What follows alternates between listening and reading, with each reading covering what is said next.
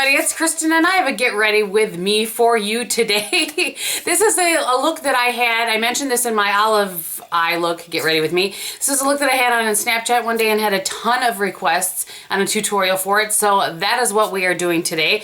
I do as I'm applying it, give you a couple of other options for the shades that I used. So hopefully that will be helpful to you. Before I forget, people always ask about these earrings when I wear them. I got these at Bebe, but a long time ago. I've not been able to find them on the site for you. So if they're not linked, that is why. Not if. They won't be linked because they don't exist anymore for some reason. So anyway, I apologize for that, but I just wanted to let you know.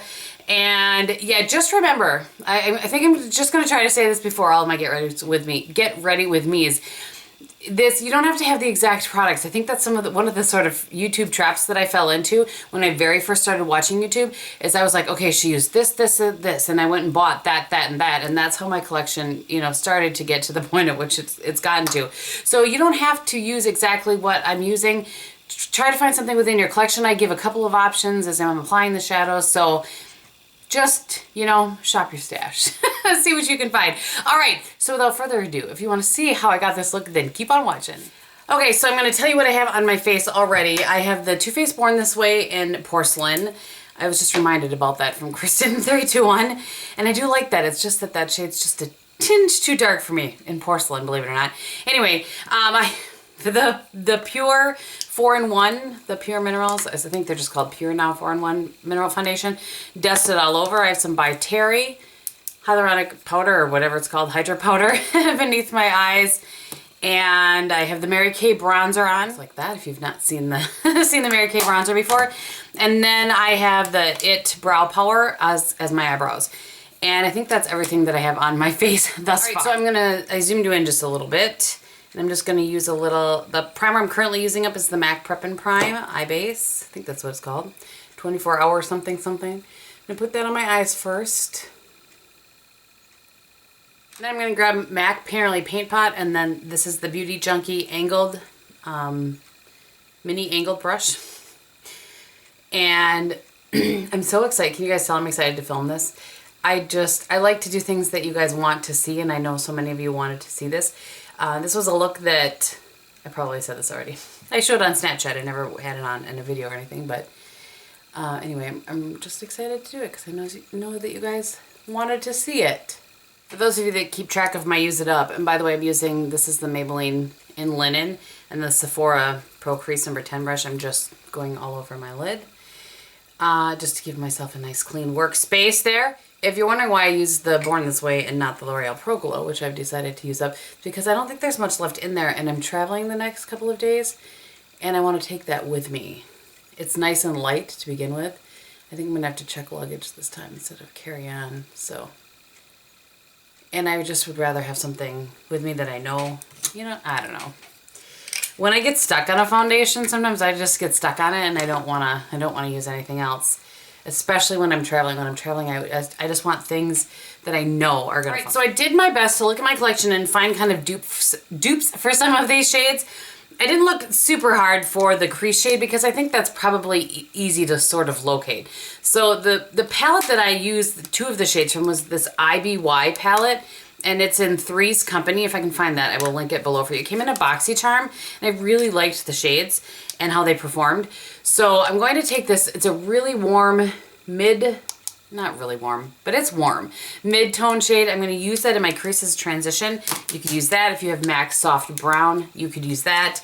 Any sort of, like I said, warm transition shade. For some of these, I'm going to try to change up the brushes that I use, so I'm not always using the same brushes. This is the Cool Crease brush. I've talked about this for years. I absolutely love this.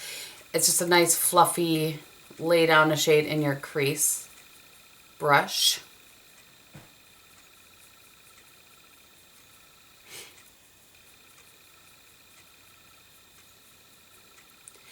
And I go back and forth about whether I do this first or whether I do the Crease shade, whether I do it first or whether I do it after I do my lid shade. I don't know. I just change up and back and forth. I will stop sometimes and look dead on and see that I need to bring it up just a little bit more. Hooded eyes and whatnot. Okay, for the lid shade, that's this shade right here. I'm going to show you a couple of options for you. So it looks like this. You can use Amber Lights from MAC if you have that. I will show you that next to it. So that's the IBY shade, and that's Amber Lights.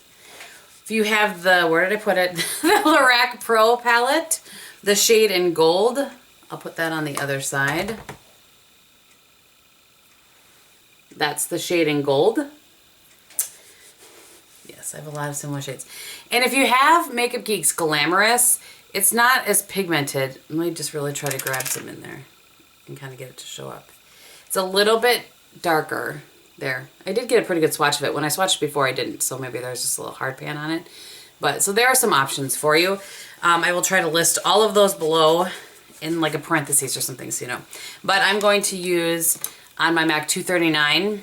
I know that's the same brush, but it's just my favorite brush. And I'm going into that middle shade. And just pat that all over my lid. And I'm just stopping right about here, leaving kind of that outer quarter, I would say, of the lid, awaiting the teal. And I know I just mentioned in my last Get Ready With Me, but I think not everybody watches every Get Ready With Me because they may not be interested in teal, or the last one I did was olive. They may not have been interested in olive. So when I'm pulling on my eye here, I'm just pulling gently. There's, as I said, there's a difference between this and like yanking on your eyes. I need to wash my brushes. It's been a little while. And I mean, I have a lot of this 217 sort of shaped brush, and I don't have a single clean one. So I just wiped this one off. It'll be fine. So this is the star of the show, in my opinion, and this is the Teal from the Untamed Teal palette from Estee Lauder. So it's one of their Pure Color Envies. I love this shade. I have said it before, and I will say it again. In these palettes, usually the dark matte is the star of the show. It's a great formula. Just blends very, very, very nicely. The brown is really nice in this as well. What's interesting is that the one shade that isn't as delightful is the taupe in there. And it's nice. It's just, you know, I guess that's better than I remember it being. It's real life here, people. Yeah, I don't know, but this is one of my favorite quints from them. So anyway, I'm going to take that teal, but the only shade in my collection that I could find that even comes close is Mac Plumage. Is that how you say it? I think so, Plumage. So I'm going to put them next to each other so that you can see. That's the teal from the Untamed Teal, and that's Mac Plumage. I will tell you this, the Mac Plumage does not blend anywhere near as nice as this one blends, but it's an option. I did look at my Makeup Geek shadows, and I had Envy in there, but it was not the same. It was really dark. Envy comes off very dark, almost like a black, like a real blackened green. So, all right, 217, going in there. And we're gonna go on the side here.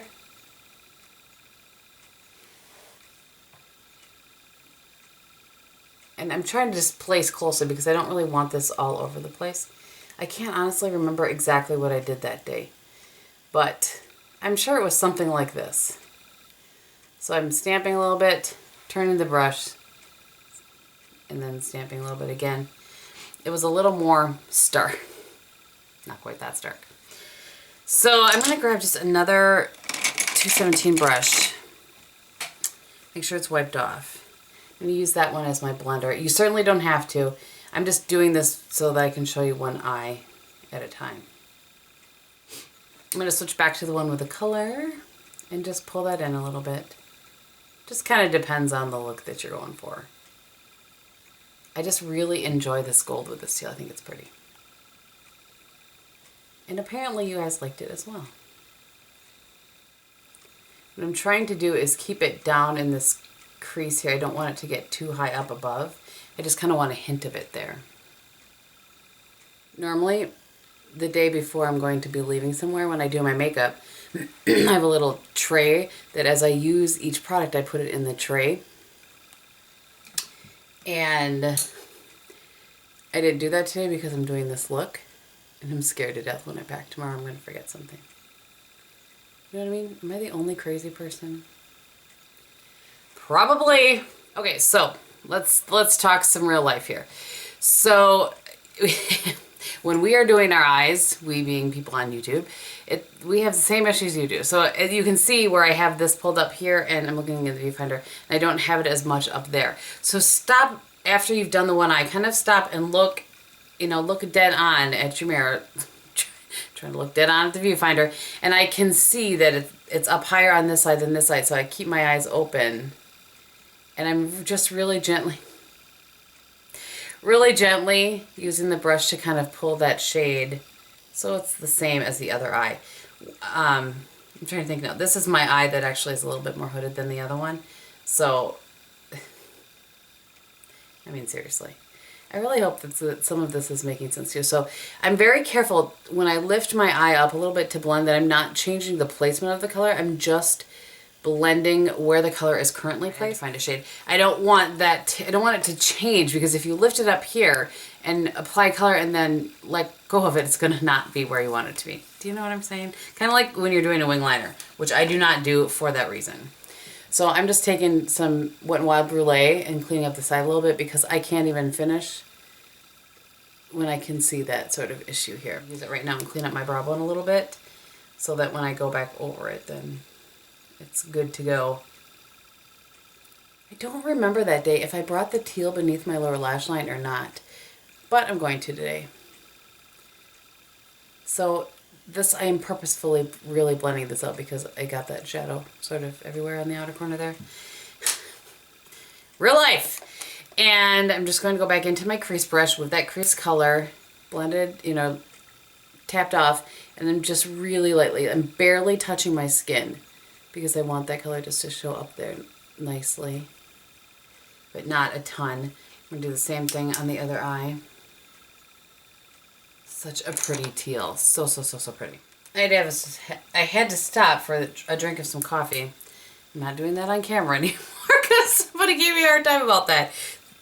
I guess it makes sense. They said, why don't you edit out when you stop to drink coffee? And I think at that time I was saying something and I stopped like mid-sentence to drink. So I don't know. I look at this as if I'm talking to you guys, as if you were sitting here with me. And if you're sitting here with me, I would drink my coffee. So I decided to go ahead and put some beneath my lower lash line. I'm going to make this a tad more dramatic than I think I did that day. I'm going to line my waterline and stuff. So this is my Tom Ford pencil brush. I switched to this because I used my Wayne Goss last time. You know, make things a little more exciting. I'm going to take my Sephora Queen of the Nile while I still have that pencil brush handy and line my lower waterline.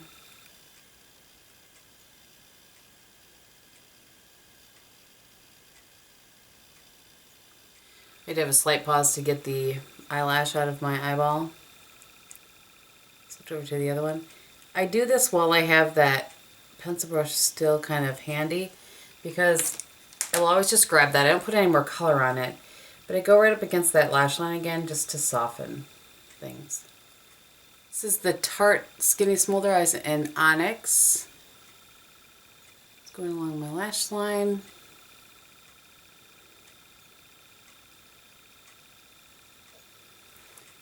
Switch out for the Sigma. Anybody watching Gotham? Speaking of, that made me think of Nigma. This is the Sigma E21. I'm just smudging that out. This is a daily thing for me. When I lay down the liner, because of just the way my eyes shape and the way I know how my liner will wear, I bring it into about here. And then when I'm smudging it out, with this brush, I bring it into the corner of my eye. If I lay down pencil there and don't just bring in color, it's too much and it will get gunky and it will travel. Back to the Queen of the Nile and my upper waterline. Holy moly, I'm at the end of my Queen of the Nile. It's a good thing I have a Marc Jacobs right now. I just realized I can't turn it up anymore. If you guys don't want to pay the money for the Marc Jacobs liner, this is a really good close second. Really good. Glad we had this little chat though, or otherwise I would have packed it and you know. All right, I'm going to go into this lightest shade, any sort of champagne ice latte from L'Oreal. Any sort, those shades are a dime a dozen. And I'm just going in with the Real Techniques. What is this called? Shader brush? Shading brush, yep. Just in the inner corner. Just to add a little brightness there. I mean, nothing like wearing a smoky eye to the cookie walk at church. Oh, what are you gonna do? Timing, right? Just for your information, it's really the end of that Queen of the Nile, and it really wasn't looking black enough for me. So just on my lower waterline, I went over it with the Marc Jacobs in Blacker. Just so you know, we're all on the up and up here. I am going to grab, you know what, I will use a different brush since I used my IT Cosmetics last time. I can't remember what blush I used last time, but I'm going to go in with Lover's Blush from Estee Lauder. I don't know what I had on my lips or cheeks that day, so what are you going to do? But I really like this blush. I think it goes with a lot of things. And it looks so much different on the skin than it does in the pan. It took me forever to buy it, but I think it was Natalie from Flower Bomb that wouldn't shut up about this blush. And thus, I ended up buying it. Maybe a nude lip today, we'll see. So I'm going to go handle my hair, put on some mascara, lips, and I will be back. Okay, I lied. I forgot that I really like to take this champagne color. Not that this is a big deal. I'm going to take that champagne color. And you probably could use the brown one color. I just like this one for this, that same... You could probably use that same brush that I was just using on my inner corner, but I really like this one to kind of, and I have it, so this is the Pro Smoky. I don't like it for that so much, but I like to go right under here. For those of you that, I normally would use the Nude Sticks in Shimmer, but I thought I would stay in this palette. I hope you can see in the viewfinder. I'm not sure that you can, but that makes just that little bit there makes such a difference, I think. Just lifts things up. I mean, we could all use a little lift. Just saying. All right, so there you go. Now I'll be back. All right, so here is the completed look. By the way, I can see that I have a few things that I'm going to film in my next video poking out right there. Anyway, I got the MAC lip pencil in Soar on my lips, and then over the top of that I use this, and I've enjoyed this combination. This is the Rock and Roll Nude from the, what is this, Kate for Rimmel? Kate? I don't know. That's what it looks like. I'll just give you a little shot of the lipstick on its own as well as the lip liner. I don't mind this lipstick on its own, but with a little deeper lip liner, it just adds a little more dimension to it. So that's the lip liner, and that's what I have over the top of it. And I think that that is everything. So let me go ahead and zoom you in. Okay, so here's the look.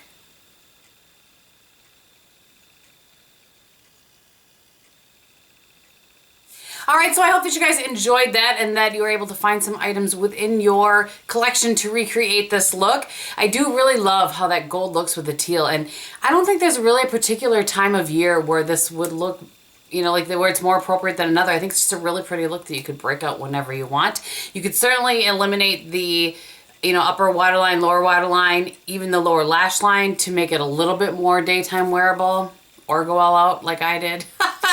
So anyway, if there are other looks that you guys would like to see, please go ahead and let me know. I really do enjoy filming these, and I know that you guys enjoy seeing them, and it's a good way for me to dig into my stash a little bit and try some things, which is how this look even came to be to begin with. So thank you guys so much for watching. I hope you're having a great day, and in everything that you do, be beautiful. Bye!